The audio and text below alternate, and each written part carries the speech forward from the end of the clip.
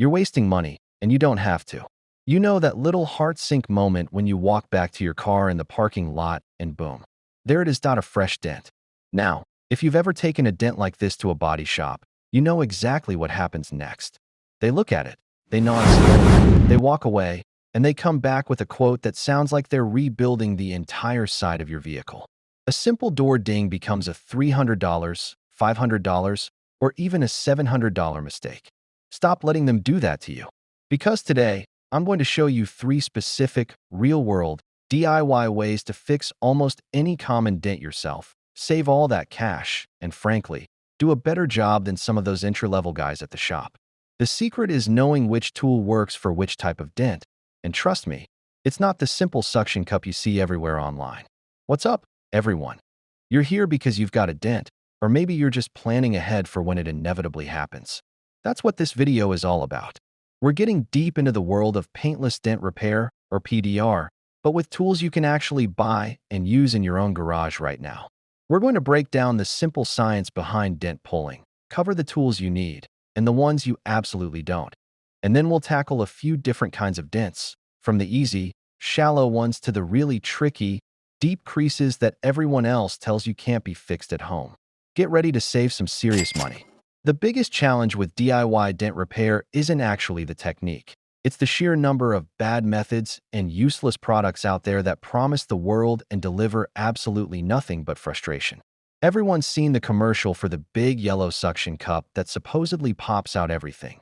But as soon as you try it on a real, everyday dent, you find out it's only good for moving refrigerators. The problem is that a car's metal, the body panel, is stretched and stressed when it gets hit, and just yanking on the middle of the dent often just makes it look worse or turns a smooth dip into a big, ugly plateau. We're not aiming to make it look better from 10 feet away. We're aiming to make it look like it never happened, and that requires finesse, patience, and the right combination of tools. The biggest mistake people make is not understanding the shape of the dent and which technique is best suited for it.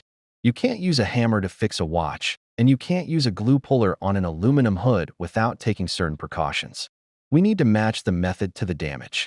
Let's start by talking about the 3 major types of DIY dent removal we're going to cover today. The first is the thermal shock method, which is great for very shallow, large surface area dents. The second, and arguably the most common and versatile, is the hot glue puller system, which is the go-to for door dings and mid-sized, accessible dents. And the third is the PDR rod and knockdown method, which is what the real professionals use. And while it has a steeper learning curve, it's the only way to perfectly fix certain dents. We'll go into each one with incredible detail because the setup is half the battle. Method 1. The thermal shock method, the quick fix. This method is appealing because it uses tools you already have in your house. We're talking about heat and cold. The principle here is simple. Rapid temperature change causes the metal to expand and contract very quickly, and sometimes that sudden stress is enough to pop a shallow dent right back into place. Now, I have to be completely honest with you. This method works maybe 10% of the time, and usually only on a very specific type of dent. That dent needs to be large, shallow, and located on a relatively flat panel, like a roof or a large section of a door, away from any structural lines or creases. If the dent has a sharp, defined crease line, forget this method. It will do absolutely nothing. The process goes like this, and pay close attention to the details here because skipping a step can make this completely ineffective. You'll need a heat gun or a very powerful hairdryer. We're talking hot, not just warm.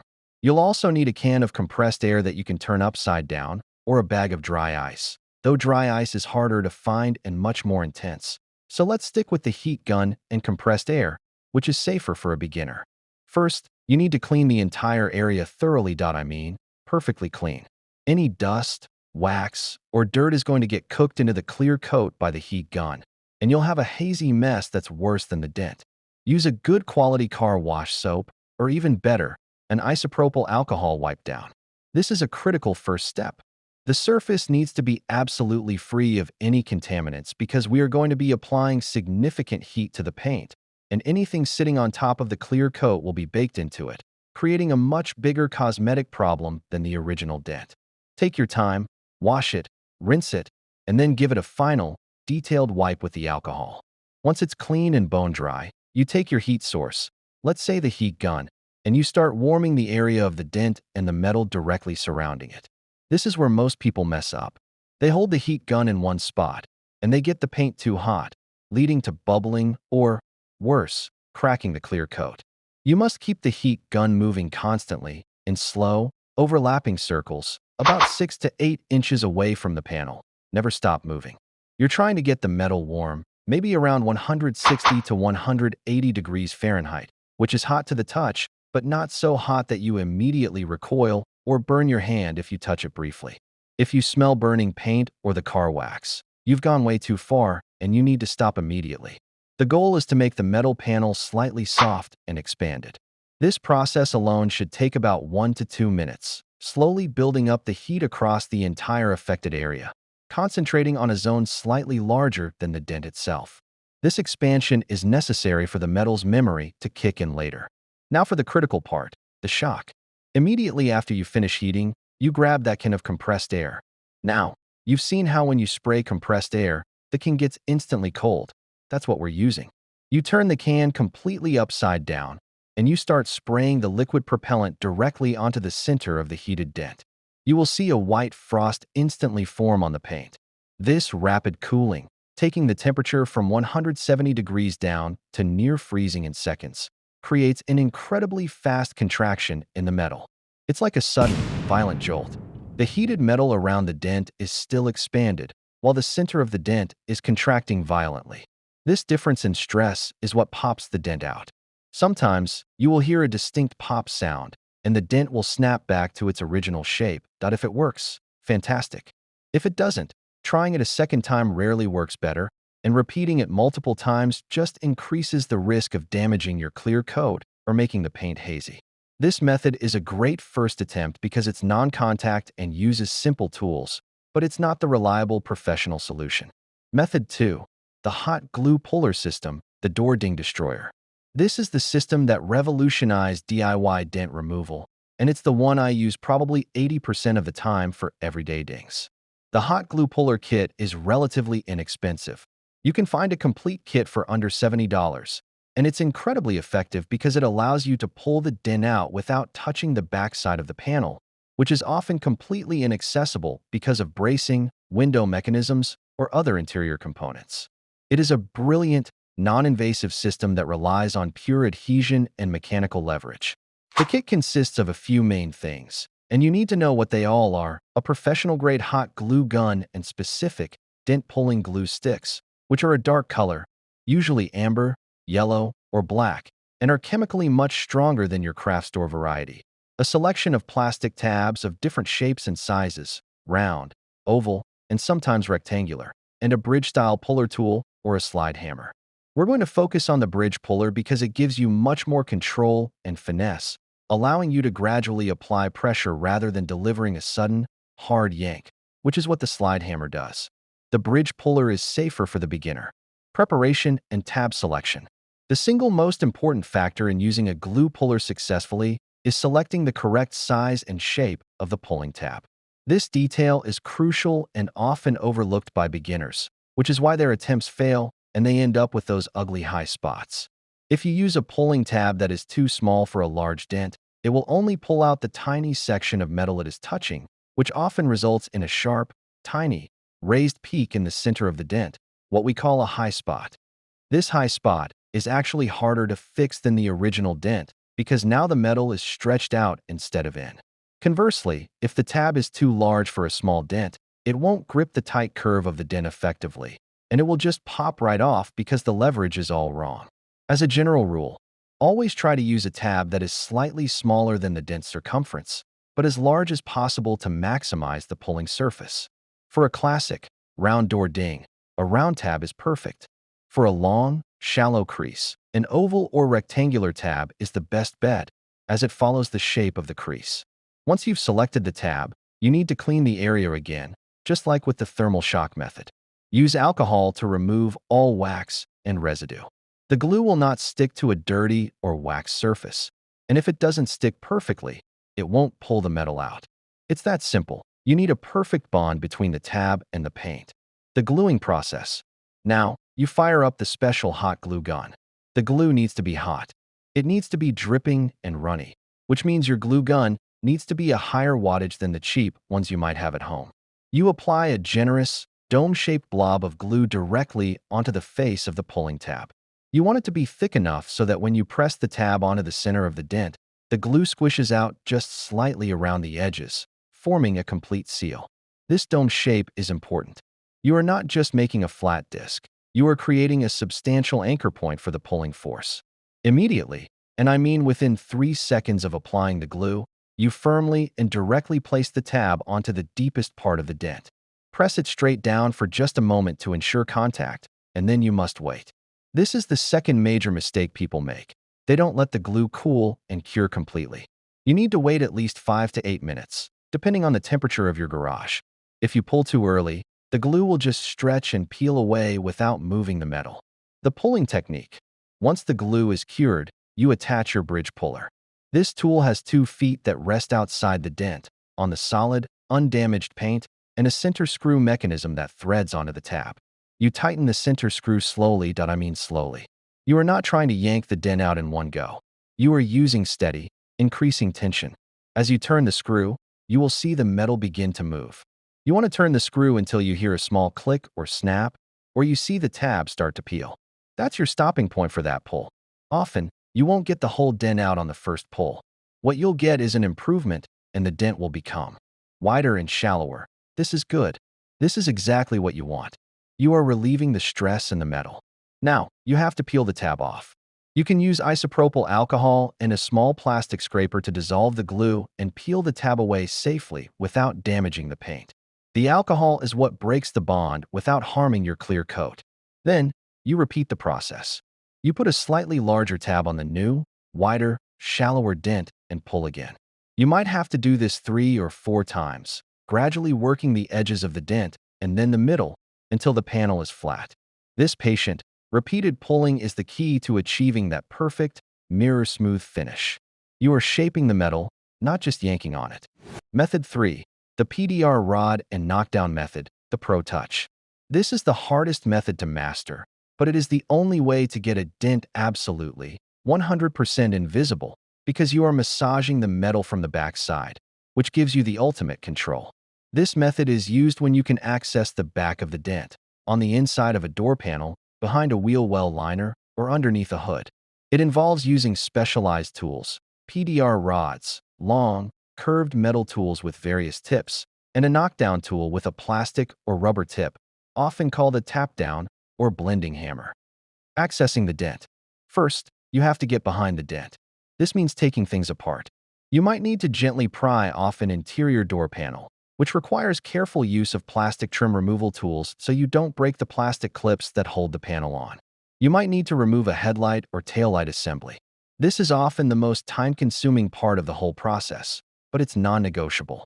If you can't get your PDR rod behind the dent, you can't use this method, which is why the glue puller is so popular for inaccessible spots. Tool and site preparation. The magic of PDR is that you don't work on the dent itself at first. You are using the PDR rod to push the surrounding metal back down to its original level, which then encourages the pushed-in section to come back out. To do this, you need to see what you're doing with incredible precision, and for that, you need a PDR light. This is a specialized board with parallel lines that reflects on the car's paint. When the lines are straight, the panel is flat. When the lines curve, there's a dent or a high spot. The pushing and tapping technique. You slide your PDR rod behind the panel. This is where the long curves of the rods come in handy. They are designed to snake around structural braces and window tracks inside the door. You need to use your fingers on the outside of the panel, the painted side, to feel the tip of the rod as it comes close. Never push blindly.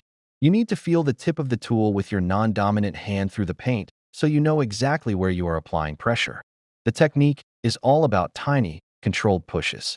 You find the deepest part of the dent, and you push very lightly, almost a feather touch tap, on the metal just outside the center of the deepest part. You are pushing the metal up around the dent. Then, you look at your light reflection. When you push, you will see the dented area start to rise. Here is the secret. When you push too much, you create a high spot, a tiny little bubble sticking out of the paint. You immediately grab your tap-down tool, a hammer with a soft, plastic tip, and you gently tap the high spot back down. You are playing a slow, careful game of high spot, low spot, push up, tap down, push up a little more, tap down a little less. You are essentially massaging the metal, millimeter by millimeter, back to its original shape. It's a dance between the push rod and the knockdown hammer. The process is slow, deliberate, and requires a ton of patience. For a single door ding, a professional might spend 20 minutes pushing and tapping. A beginner might spend an hour, constantly checking the light reflection and feeling the surface with their fingertips. The goal is to make the reflection lines perfectly straight again. Once they are straight, you have a perfect, invisible repair. Common pitfalls and essential gear, critical info. Now that we've covered the three main techniques, let's talk about the things that will ruin your day and the gear you absolutely need to avoid wasting your time. If your dent crosses a sharp crease or a body line, those defined ridges that run along the car for aesthetics and structure, these DIY methods are significantly harder. That crease is structural that if you pull on it with a glue puller, you risk collapsing the line entirely and turning a small dent into a huge, irreparable fold. Pitfall 2. Bad glue. I mentioned the special glue, and I can't stress this enough. Good PDR glue is often a yellow or black color, and it's specifically formulated for incredibly high tensile strength and a clean peel. Cheap glue will break, leave residue, and frustrate you. The cheap stuff will just stretch like rubber bands. Pitfall 3. Not using heat on cold days. Metal gets hard and brittle when it's cold. If you're trying to pull a dent in a freezing garage, the metal will fight you, and the glue will cure too fast. Before attempting any of the pulling methods, especially the glue method, use a space heater or the heat gun to bring the entire body panel up to a nice, warm, workable temperature. Think of it like a massage therapist warming up a muscle before they start working on it. Warm metal is happy metal, and it's much more willing to move and hold its shape. You need a big bottle and plenty of clean, soft towels to apply it. A good PDR light source. Even for the glue puller method, you need a light to see the distortion. A basic LED strip light, held parallel to the car, is a game changer for seeing high and low spots. If you can't see the imperfections, you can't fix them. Using a flathead screwdriver or a metal pry bar will scratch the plastic and ruin your interior, replacing one problem with a new, equally annoying one. This is non-negotiable for a professional result. A soft rag or pad. For method 3, always put a soft towel or pad between the PDR rod and any internal structure you are bracing the rod against. This protects the car's interior from scuffs and vibrations, which can prevent rattles down the road. If it fails, move to the glue puller, method 2, with the largest tabs you have. The large surface area means the glue puller can work wonders here. Classic door ding on the side of a door, away from the edge. This is the perfect job for the glue puller, method 2. Start with a medium-sized round tab and be patient with multiple pulls. Dent with complex shape, or a dent you can access the back of, e.g., behind a wheel liner. If you can get to the back, the PDR rods, method 3, are the way to go. Deep crease or a tear in the metal. Stop. These methods are for PDR, which is for dents where the paint is not broken. If the paint is torn, cracked, or the metal is folded, you are moving into body filler and painting territory, and that is a job for a professional body shop, not a DIY weekend project. Knowing when to stop is just as important as knowing how to start. Remember the patience factor that you're not going to fix a dent in 5 minutes. You are slowly manipulating metal. If you rush it, you will just stretch the metal and make the dent bigger and shallower, which is a new problem called oil canning. Oil canning is when the panel pops in and out easily, and it's a permanent flaw that requires a lot of extra work to fix. Slow and steady wins this race. Apply tension, listen for the pop, release the tab, inspect, clean, and repeat. It's a rhythmic, patient process that rewards attention to detail. Let's now walk through a real-world example on this test panel we have here. This is a classic, medium-sized door ding on the driver's side, right in the middle of the door panel, about the size of a golf ball, and it's about 1/4 inch deep at its center. This is a perfect glue puller job, method 2, because it's on a double-walled section of the door, meaning we can't easily get a rod behind it. First, I've cleaned the area with rubbing alcohol, ensuring zero wax or residue. I've selected this medium-sized oval tab. Why oval? Because the impact was slightly wider than it was tall, and the oval tab will grab more surface area than a round one would in this specific, common ding shape. Choosing the right tab is so important. I'm heating up my special PDR glue that it's hot and runny. I apply a nice, thick dome of glue to the tab, making sure the glue is completely covering the tab's face and slightly mounding up in the middle. I press it firmly into the center of the dent, giving it a good wiggle to make sure it's seated. Now, we wait that I'm going to use this moment to check the light reflection again. You can clearly see the lines bending into the dent, almost like a funhouse mirror. That curve is what we're going to erase. The light is key because our eye, especially under fluorescent light, can trick us, but the reflection will never lie. 5 minutes later, the glue is rock hard. I'm attaching the bridge puller. The feet of the puller are resting on the flat paint on either side of the dent, giving us a solid anchor point. I screw the central knob down until it makes contact with the pulling tab. 3 turns, and there it is. A small, dry snap sound. That's the dent making its move. That sound means the stressed metal has released its tension. I back the tension off and use my alcohol spray to release the tab. Peel it off and look at that. The dent is now about 70% out. It's much wider and much shallower. Crucially, the deepest part of the original dent is now almost flat. But now, we have a slight, wide low spot and a ring of high spots around the edge where the metal folded slightly outward. Time to switch tools that I'm now using the tap-down tool. I find those high spots around the edge of the original dent, and with the blending hammer, I tap them gently, just enough to sink them back in. One tap, check the reflection. Another tap, check the reflection. We are flattening the metal surrounding the central low spot. Now, one final pull. The dent is so wide and shallow now that I'm switching to an even larger oval tab, one that covers the entire low area. Glue, wait, pull. Just one small turn until I feel the final resistance. Release the tab, clean the area one last time, and check the light board. The dent is completely gone. That's the process. Patience and multiple, targeted pulls. So, there you have it. 3 proven methods to take control of those annoying car